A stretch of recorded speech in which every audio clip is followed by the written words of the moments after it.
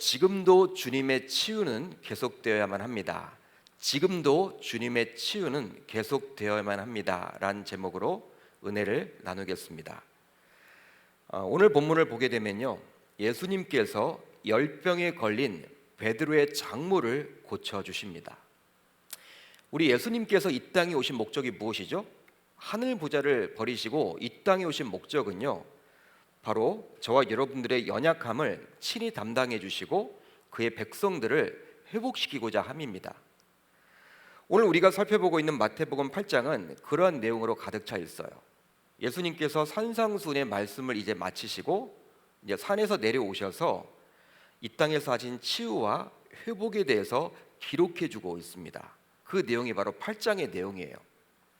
실제 오늘 우리가 살펴볼 베드로의 장모를 고치신 사건 앞에는요, 나병 환자와 중풍병자를 고치신 기적이 나옵니다. 여러분, 오늘 8장을 한번 같이 볼까요? 8장 말씀을 보게 되면요, 나병 환자를 고치셔요. 나병 환자를 고치시고 그리고 중풍병자를 고쳐주시죠. 그런 내용들이 기록되어 있습니다. 나병은 우리가 잘 아는 대로 살이 썩어가는 무서운 질병이에요. 한센스병, 문둥병이라고 이야기를 합니다. 그러니까 살이 썩어지는 거예요. 썩어 내려가는 것입니다. 이 병은 매우 중한 병으로 당시 나병에 걸리게 되면 어떻게 되었습니까? 나병에 걸린 사람들은 사회와 격리를 당할 수밖에 없었죠. 마치 요즘에 코로나 확진이 되면요, 사회에서 격리시키는 것처럼 나병에 걸린다 그러면요, 제대로 활동을 할 수가 없습니다. 직장을 다닐 수도 없고 가정에서도 같이 먹고 잘 수도 없고 이렇게 사회에서 격리를 시켰단 말이에요. 심지어는 죄인 취급을 했던 정말 무서운 질병이었죠. 특별히 유대인들 사이에서는요, 하나님 앞에 뭔가 죄를 지었기 때문에 하나님께서 그렇게 나병으로 이렇게 병을 주셨다라고 사람들이 생각을 했기 때문에, 그러니까 여러분, 나병 환자를 바라보면요, 그 시선이 여러분 곱지만은 않았어요. 또 중풍병은 어떤 병입니까? 오늘 8장에 나와 있는 이 중풍병은 과연 어떤 병일까요?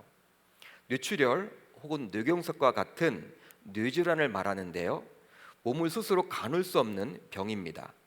즉 평생 누군가가 옆에서 도와주어야 이렇게 생활할 수 있는 병이 바로 그 당시 중풍병이었어요. 따라서 중풍병은 혼자만 고생하는 병이 아니라 온 가족이 함께 고생해야만 했던 중병이었어요. 길게는 수십 년을 온 가정이 고생을 해야만 했습니다. 따로 격리는 시키지 않아요. 격리시키지 않지만 온 가족이 매달려서 생활을 해야 하기 때문에 굉장히 여러분 삶이 힘들고 어려워지는 병이 바로 그 당시에 중풍병이었어요. 지금도 마찬가지겠죠. 뇌경색이나 뇌출혈, 요즘에는 의학이 발달했기 때문에 그 당시에 비해서는 대부분 많이 치료가 되지만 지금도 병원에 늦게 가게 되면요, 발병했을 때 반신불구가 되거나 제대로 여러분 활동을 할 수가 없게 되어서 누군가가 옆에서 꼭 이렇게 지켜야만 했던 그런 병이 바로 그 당시에 중풍병이다, 그렇게 보시면 됩니다. 그런데 예수님은 나병과 중풍병이라고 하는 심각하고 중한 질병을 가진 환우들을 치유해 주셨는데요, 그런데 오늘 본문에 등장하는 베드로의 장모의 질병은요, 앞선 이 나병과 중풍병에 비해서는 좀 수위가 낮다고 볼 수 있는 열병이었습니다. 열병이었다는 사실이에요. 물론 열병도 중한 병으로 발전할 수는 있습니다. 열이 난다는 것은요, 몸에 여러분 염증이 있어서 열이 나는 거 아닙니까? 그렇기 때문에 오랫동안 놔두게 되면 중한 병으로 연결될 수도 있겠죠. 하지만 앞서 말씀드린 나병 혹은 중풍병과는 급이 다르다 할 수 있겠죠. 급이 다릅니다. 예를 들어 볼게요. 한번 생각을 해보시면 좋을 것 같아요. 우리 집에 나병 환자가 있다. 여러분, 우리 가족 가운데 나병 환자가 있어요. 또 우리 가족 가운데 중풍병자가 있어요. 여러분 와닿습니까? 그 집안 힘들겠구나, 굉장히 여러분 어렵겠구나, 그게 느껴지시잖아요. 그런데 우리 집에 고혈 환자가 있다. 그 앞에 나병이나 중풍병에 비해서는요, 우리는 여러분 열나는 분들을 하도 많이 보니까 그런지는 몰라도 그렇게 심한 병으로 취급하기가 좀 곤란하죠. 중하고 약하고를 떠나서 열병은 우리가 흔히 볼 수 있는 질병 가운데 하나이기 때문에 뭐 나병과 중풍병과는요 비교할 수 없을 것 같아요. 물론 베드로의 장모는 열병으로 인하여 누워 있었고, 오늘 본문과 병행 구절인 누가복음 4장을 보게 되면 중한 열병으로 기록되어 있음을 통해서 심한 고열로 누워 있었던 것만 같아요. 누가는 여러분 어떻게 기록을 하고 있느냐?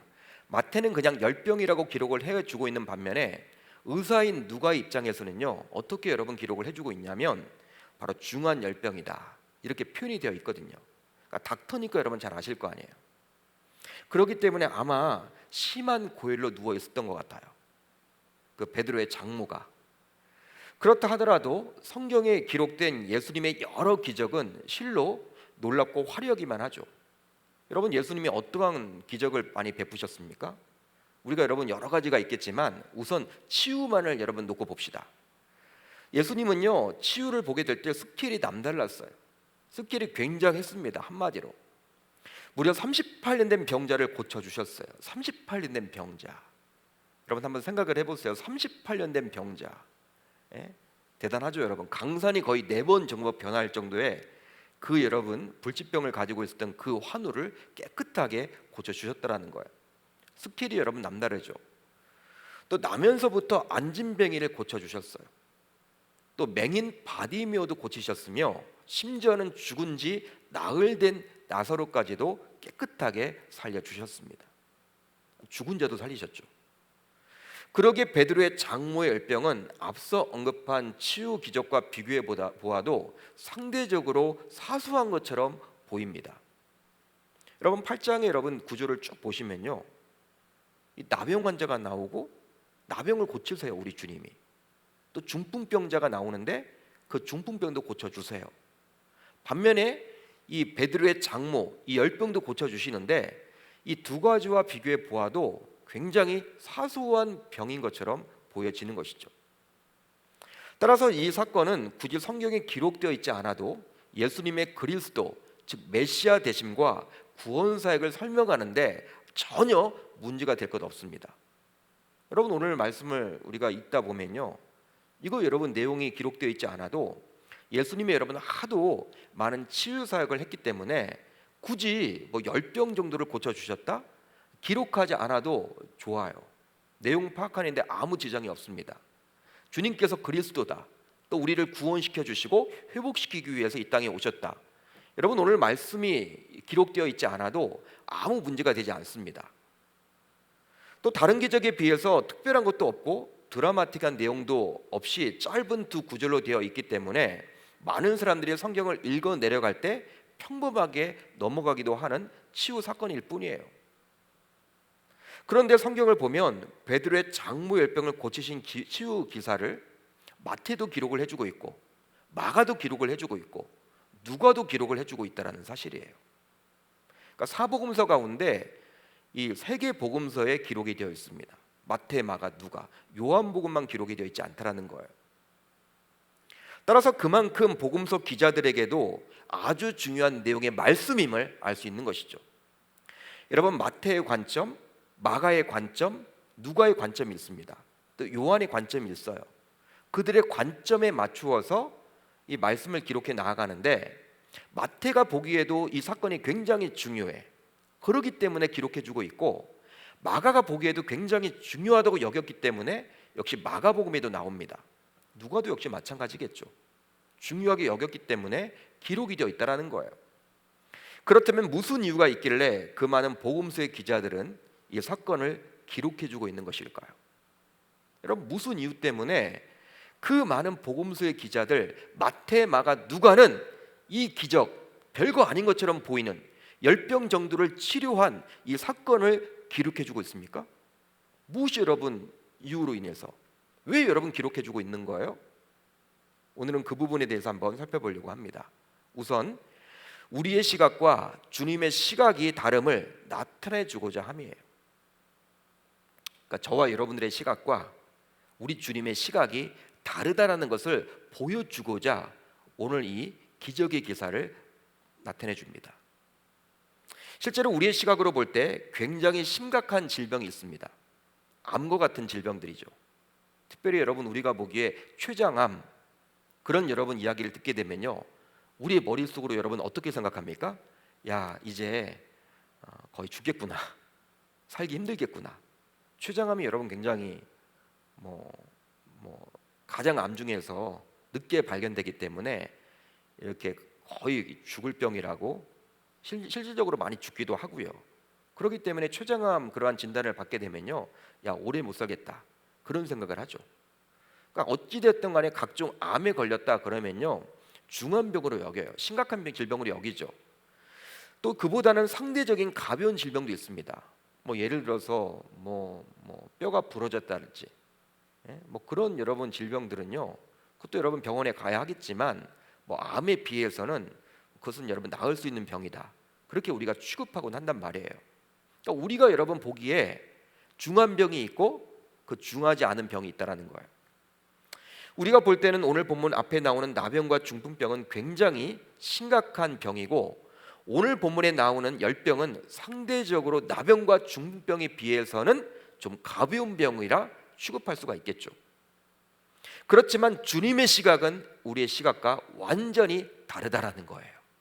완전히 다릅니다. 우리가 볼 때는 더 시급한 것, 더 중요한 것, 더 심각한 것이 있을 수 있으나 우리 주님께서 볼 때 어느 것이 더 중하고 어느 것이 중하지 않은 질병이 없음을 오늘 본문은 이야기해주고 있는 거예요. 바로 주님의 눈에는 그것이 크든 작든 다 회복되어야 할 인생의 문제이고 다 고침을 받아야 할 문제임을 우리는 알아야만 하는 것입니다. 여러분, 오늘 본문에서 예수님께서 이런 열병 정도를 고쳐주심으로 인해서 여러분 우리 주님에게 있어서는요, 뭐 중한 병이든 가벼운 병이든 그것은 우리의 그런 시각이지, 우리 주님의 그런 관점으로 보게 되면 열병이나 암이나 나병이나 여러분 중풍병이나 다 치료받아야 될 병임을 그렇게 우리 주님이 보여주고자 마태, 마가, 누가는 기록해주고 있는 것이죠.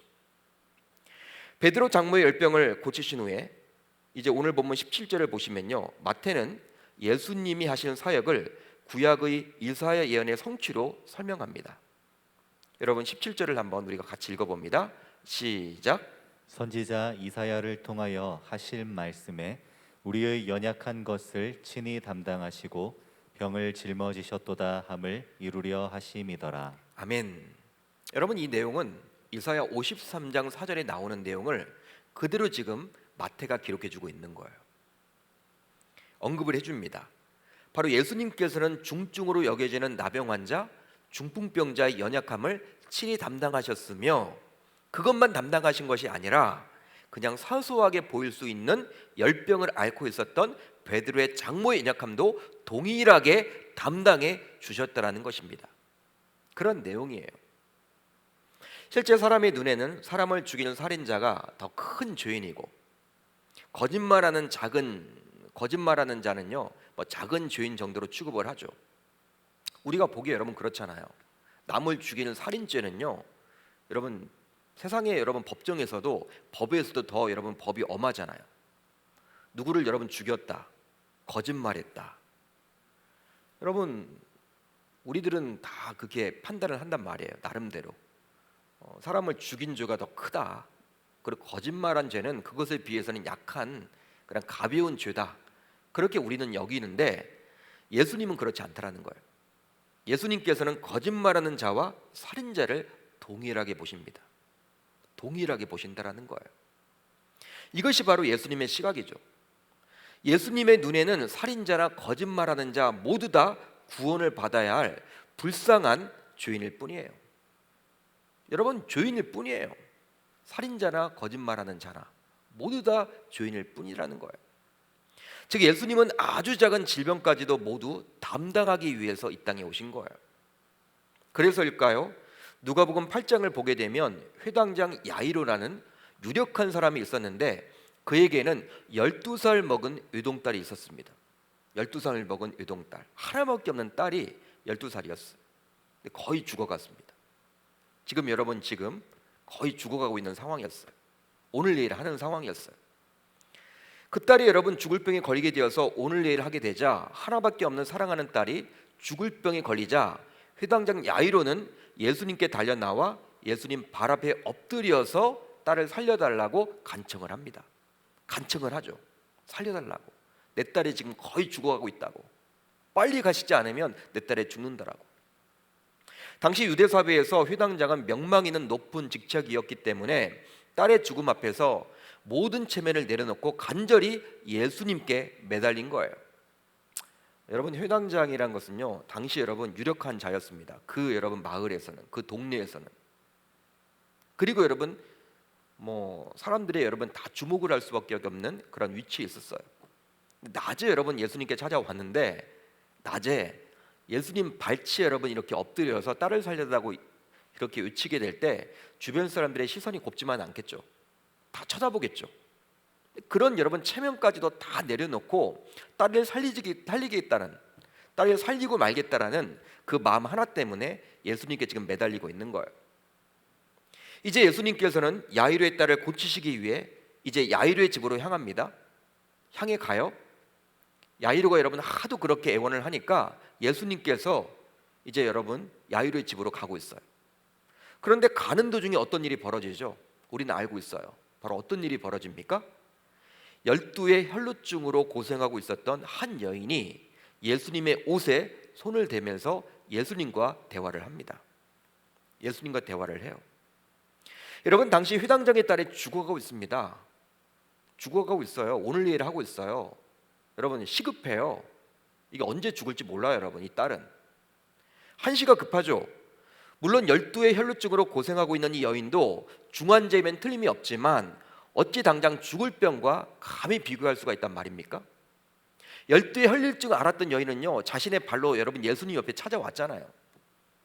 진짜 여러분 나중에는 죽을 병이 되겠지만 고침받지 않으면 지금은 여러분 죽을 병은 아니잖아요. 당장 이 여러분 회당장 야이로의 딸이 여러분 급한 거죠. 그 병은 여러분 정말 죽을 병이에요. 죽을 병. 다른 때 같으면 그 딸을 여러분 데리고 와서 안수기도를 받으려고 하겠죠. 충분히 그럴 수도 있지만 그렇게 하지도 못해요 지금. 그렇기 때문에 회당장이 지금 달려온 거죠. 예수님 앞에. 여러분, 그렇기 때문에 급한 것은요, 12년 동안 12회 동안 혈루증으로 고생하고 있었던 이 여인이 급한 것이 아니라 회당장 야이로의 딸이 급한 거예요. 어느 누구에게 물어보아도 우선순위는 야이로의 딸이 되겠죠. 어느 누구에게 물어도.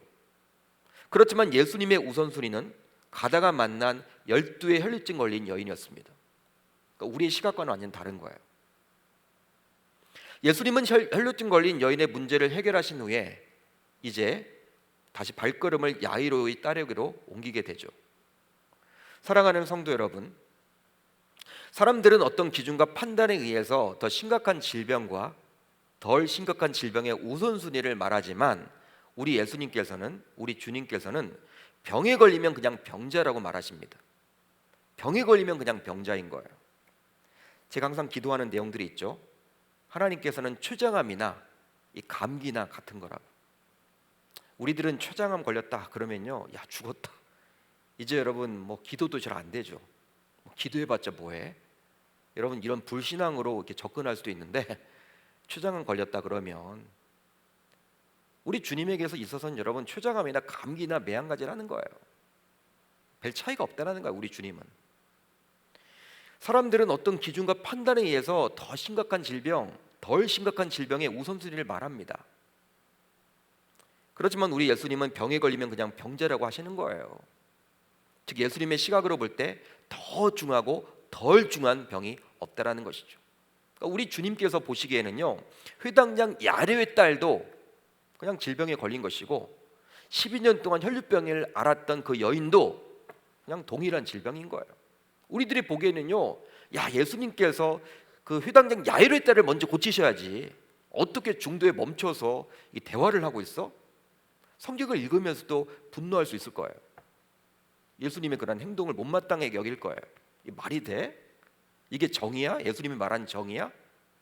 이 공정한 거야? 우선순위 시급한 이 딸을 고쳐야지. 죽어가는데 지금. 근데 우리 주님은요 그렇지 않았어요. 우리랑 다르다는 거예요. 어떤 질병이든지 예수님의 시각에서는 다 고침받고 다 회복되어야 함을 저와 여러분들에게 보여줍니다. 종종 성도님들과 신방을 하면서 저는 이런 말을 들은 적이 있어요. 목사님, 저보다 더 불쌍하고 제 기도보다 더 절박한 사람들이 많을 텐데 기도 제목을 이렇게 내놓으면서도 목사님, 저보다 더 불쌍하고 더 절박한 사람들도 많이 있는데 그들도 기도할 텐데 하나님께서 과연 저의 기도 응답해 주실까요? 기도 제목을 내어놓으면서도 그렇게 말하시는 분들이 있어요. 여러분들은 어떻게 생각을 하십니까? 물론 사람 편에서는 더 중요한 기도가 있고 유치한 기도가 있을지 모르겠지만 우리 하나님께서는 사랑하는 백성들의 부르짖는 기도에 반드시 응답해 주심을 우리는 기억해만 할 줄 믿습니다. 따라서 우리가 해야 할 일이 있어요. 바로 기도의 우선순위를 매기는 것이 아니라 하나님께 부르짖는 것입니다. 하나님께 부르짖는 거예요. 바로 에레미야 선지자의 권면처럼 말이죠. 어떤 권면입니까? 너는 내게 부르짖으라. 내가 내게 응답하겠고 내가 알지 못하는 크고 은밀한 일을 내게 보이리라. 아멘. 그럴 때 하나님께서는 하나님의 때에 기도에 응답해 주시고 하나님의 일을 해 나가신다라는 것입니다.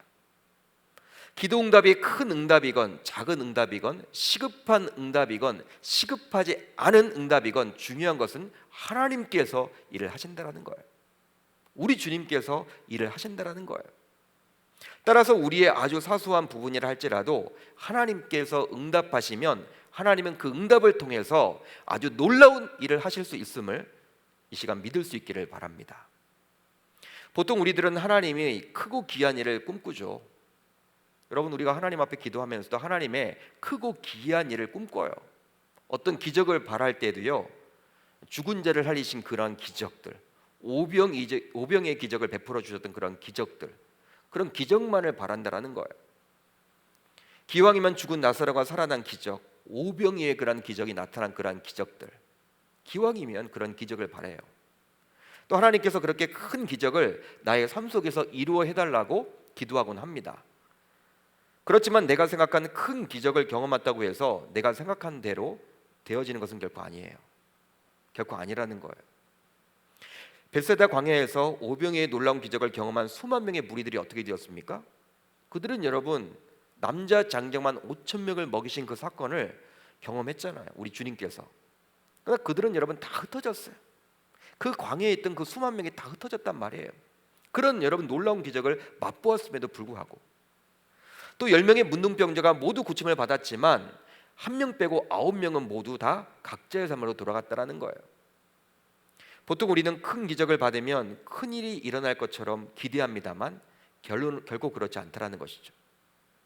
바로 작은 일이라 할지라도 하나님이 행하시면 우리 삶에 놀라운 변화와 회복이 일어나게 되는 것이죠.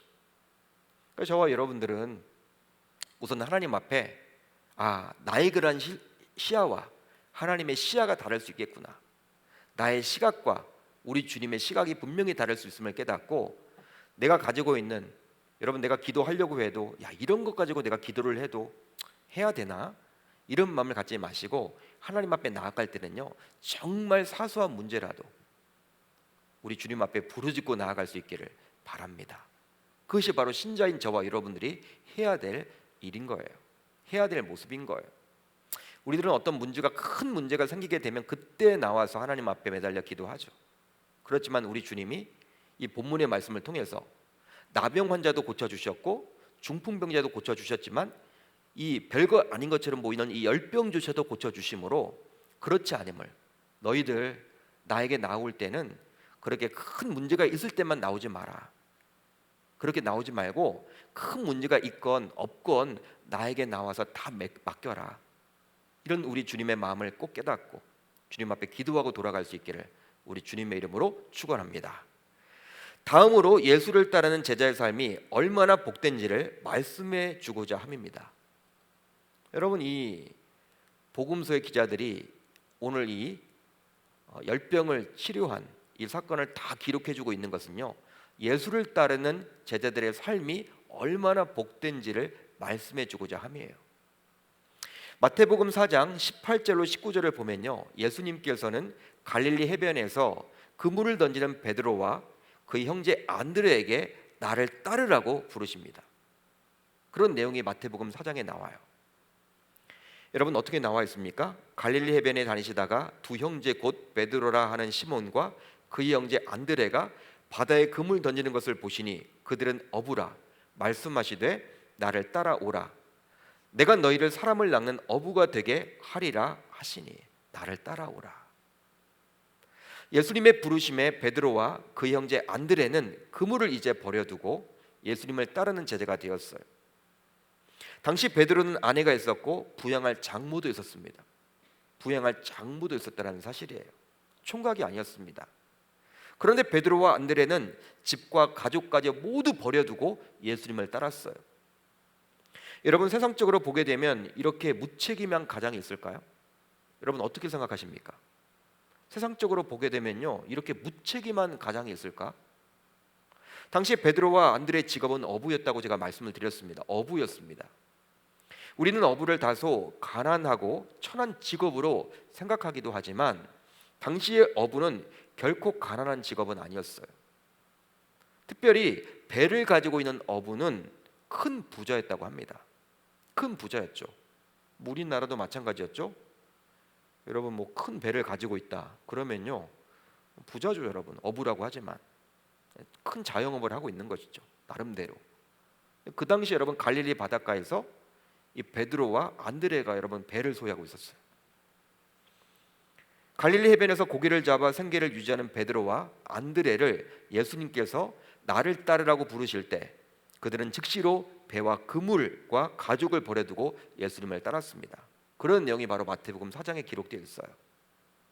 이것은 바로 어부 출신인 베드로가 자신의 수입이 보장된 안정적인 직업과 가정을 포기하고 예수님을 따라 나선 것으로 볼 수 있는 것이죠. 안정적인 여러분 직업을 다 지금 내려놓고 예수님 따라간 거예요. 한마디로. 즉, 아내가 있었고 부양할 장모가 있었던 베드로, 어느 날 그가 자신의 직업을 포기하고 나사렛 목수 출신인 예수를 대책 없이 따라다닌다고 했을 때 그의 가정의 형편이 어떠했을지는 우리가 짐작할 수가 다 있는 것이죠. 한번 생각을 해보세요. 베드로의 아내 입장에서, 베드로의 장모의 입장에서, 베드로의 친인척의 입장에서는요, 여러분 어떤 마음이었을까요?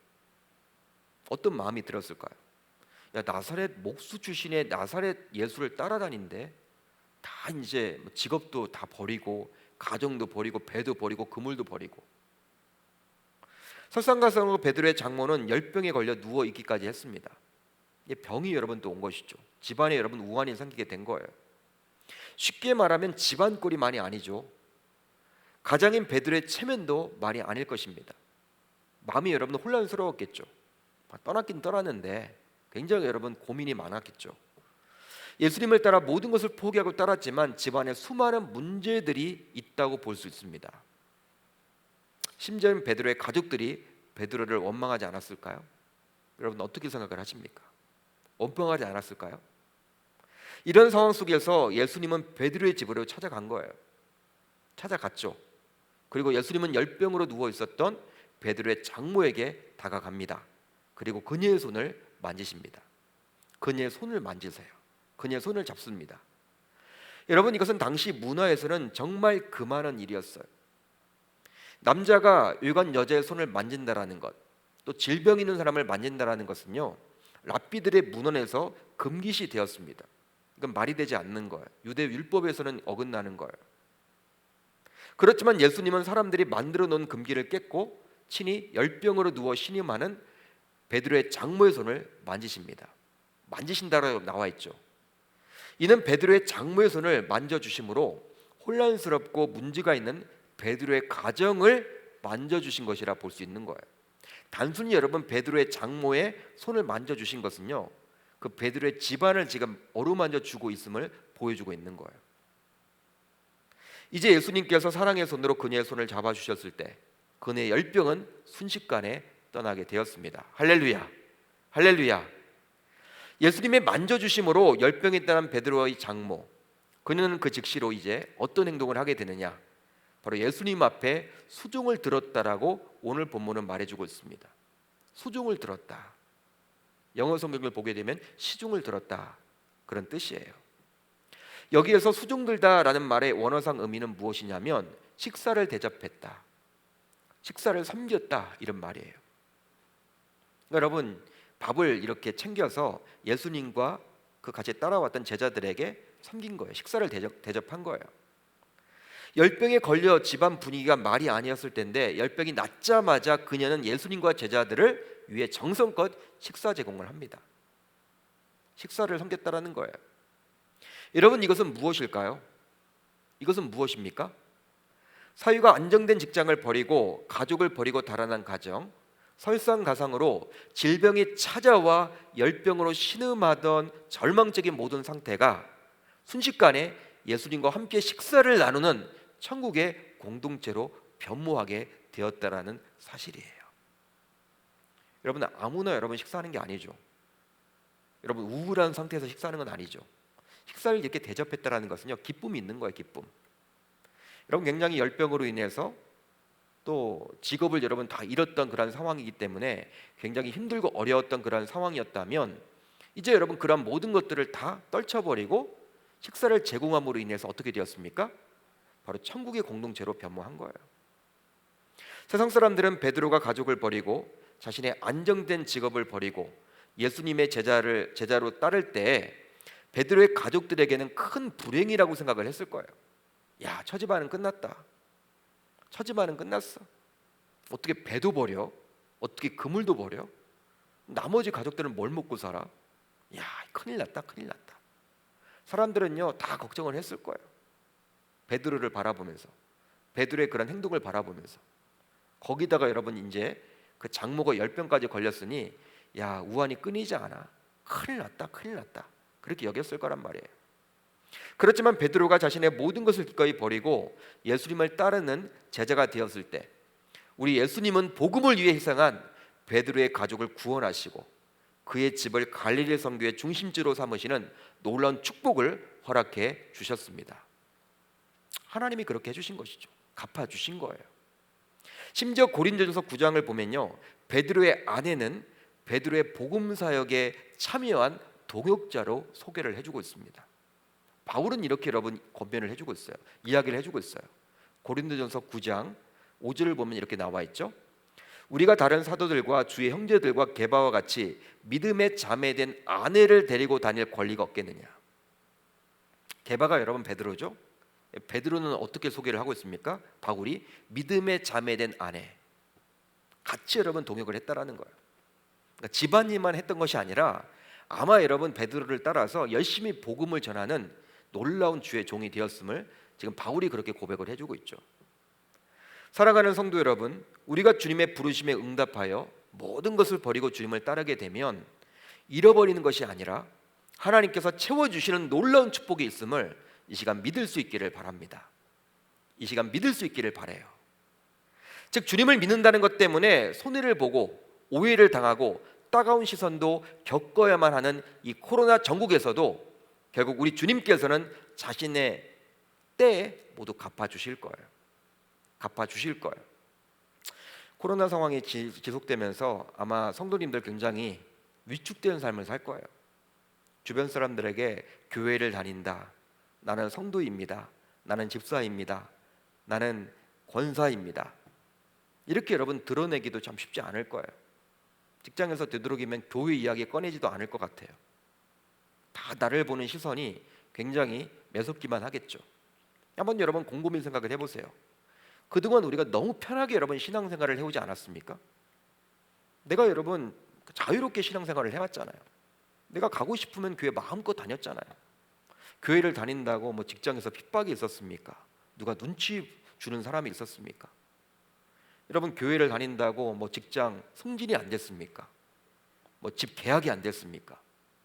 지금까지 우리는 이 민주주의 국가에서 너무나 편하게 신앙생활을 해왔어요. 신하게. 그러다 보니까 그것이 굉장히 당연하게 여겨왔죠.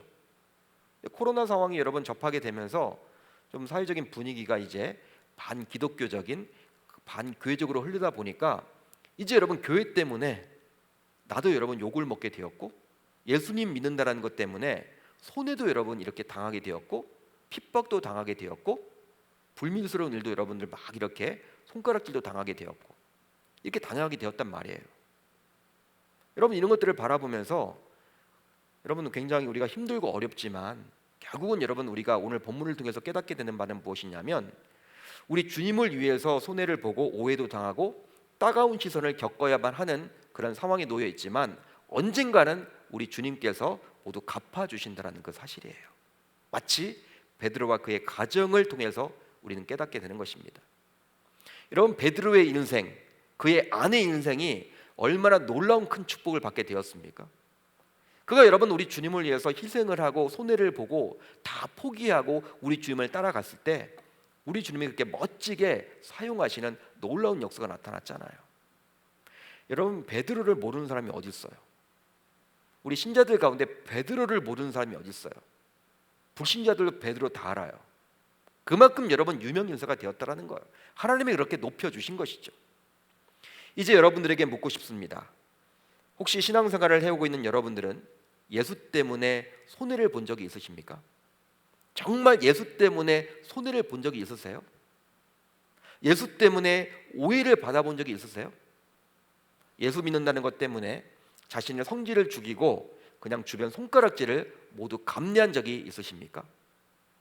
우리 신자들은 언제나 신앙생활을 한다고 하면서도 이 세상에서도 손해를 보려고 하지 않았습니다. 손해를 보려고 하지 않죠. 또 희생하려고 하지 않습니다. 즉 악착같이 자신의 것을 챙기려고 했죠. 사람들이 손가락질을 하면 그것에 맞서서 자신의 성질을 드러내기까지 했습니다. 그러나 베드로는 주님의 부르심에 그냥 자신의 전부를 포기했어요. 그러자 자신이 포기하니 우리 주님께서 자신의 전부를 책임져 주심을 경험했던 거예요. 즉 베드로가 모든 것을 버리고 주님을 따랐을 때 그 가정은 결국 새로운 천국의 변화를 경험한 것처럼 하나님은 우리의 가정을 그렇게 변화시키고 천국 백성의 은혜를 경험토록 해주실 것입니다. 따라서 저는 기꺼이 여러분들에게 제자의 길을 가라고 추천해드리고 싶어요. 이 제자의 길은 망하는 길이 아닙니다. 힘들고 어려울지언정 우리 주님이 정말 주님의 때 갚아주세요. 주님은요 다 기억하고 계세요. 내 때 여러분 돌아오지 않더라도 우리 주님 때 갚아주세요. 우리 주님의 때. 그것이 여러분 언제입니까? 내 때가 아니더라도 내 자녀의 때, 내 손주의 때 하나님은 반드시 갚아주신다는 거예요. 분당 우리 교회 이찬수 목사님이 이런 간증을 했어요. 아버님이 작은 교회 개척교회 목사님이셨습니다. 40일 금식 기도를 하다가 돌아가셨어요. 순교를 하셨죠. 교회 어려움을 놓고 기도를 하시다가. 어떤 얘기를 하시냐면 하나님이 그렇게 갚아주신 거예요. 저는 그렇게 봐요. 그 목사님이 그렇게 멋지게 사역을 하시고 이렇게 전 세계를 다니면서 복음을 전하고 그렇게 위대한 하나님의 종으로 쓰임받게 된 것은 그 아버님이 그렇게 피를 흘리셨잖아요. 40일 금식 기도를 하다가 자그마한 그 교회를 놓고 목 놓아 울었잖아요. 하나님은요 공짜가 없으세요. 다 갚아주신다라는 거예요. 그런 간증을 제가 들었어요. 아, 하나님은 정말 갚아주시는구나. 따라서 저와 여러분들 모두 주님을 위해서라면 잠시 우리가 지금 이 코로나 전국 속에서 손해도 보고 희생도 당하고 손가락질도 당한다라는 것, 여러분 이것 때문에 너무나 마음 아파하지 마시고요.